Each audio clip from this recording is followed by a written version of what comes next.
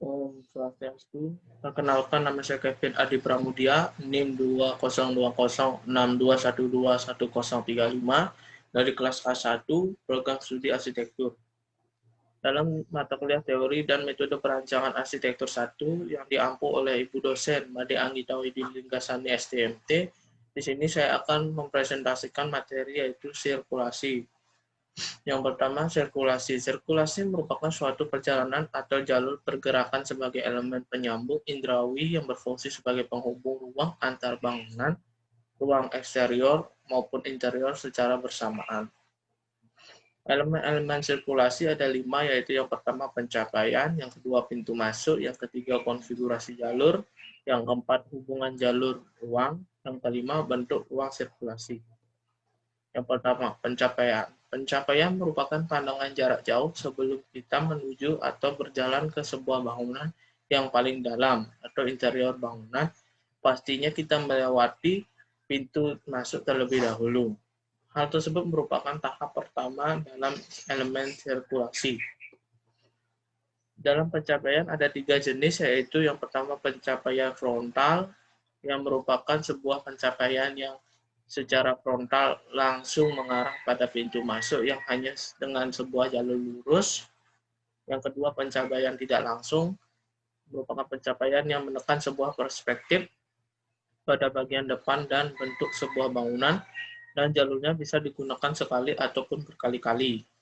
Yang ketiga, ada pencapaian spiral.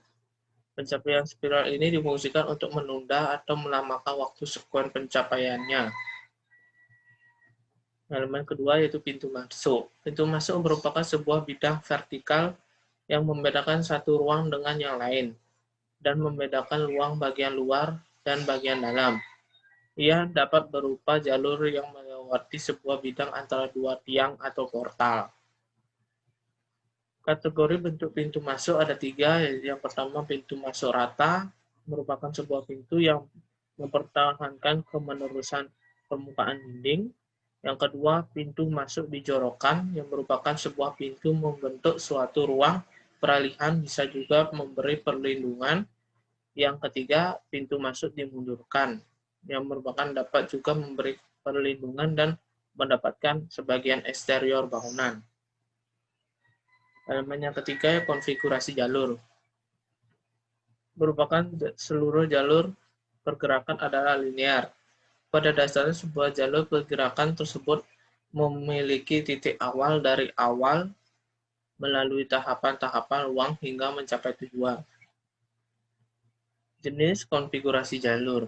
Yang pertama, linear.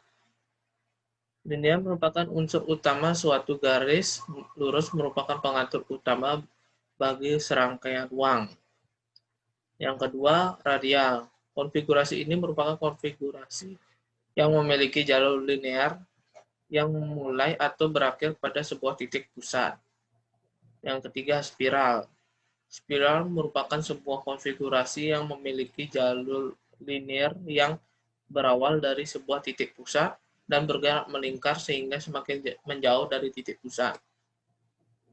Yang keempat, grid, yang merupakan sebuah konfigurasi yang terdiri dari 2 garis linear yang berpotongan dan menghasilkan satu bentuk bujur sangkal atau persegi panjang.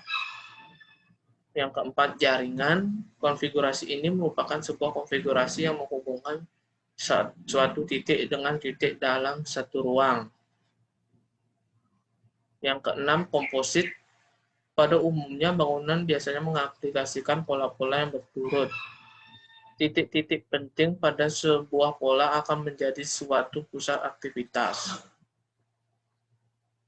Hubungan jalur ruang. Hubungan jalur ruang ini merupakan elemen yang keempat.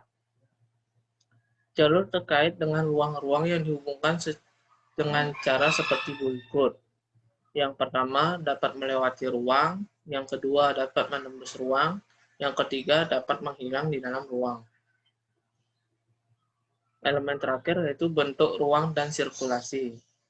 Jalur sirkulasi bisa juga menjadi sebuah ruang seperti koridor yang tidak memiliki ujung, tetapi bentuk dan juga skala dari sebuah ruang sirkulasi harus bisa mengakomodir pergerakan manusia ketika manusia melakukan perjalanan atau menikmati pemandangan di sepanjang jalur.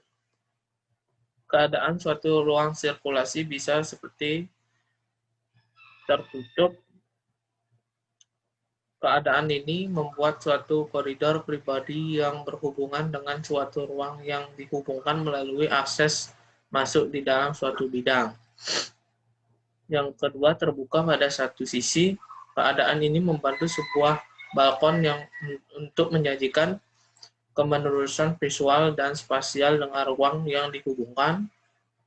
Yang ketiga, yaitu terbuka pada kedua sisi. Keadaan ini membentuk suatu jalur setapak yang memiliki kolom dan menjadi penambahan fisik pada suatu ruang yang dilalui.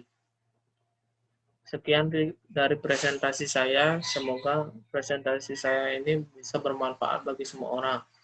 Saya akhiri presentasi saya dengan Om Santi. Om Santi, Santi, Santi, Om.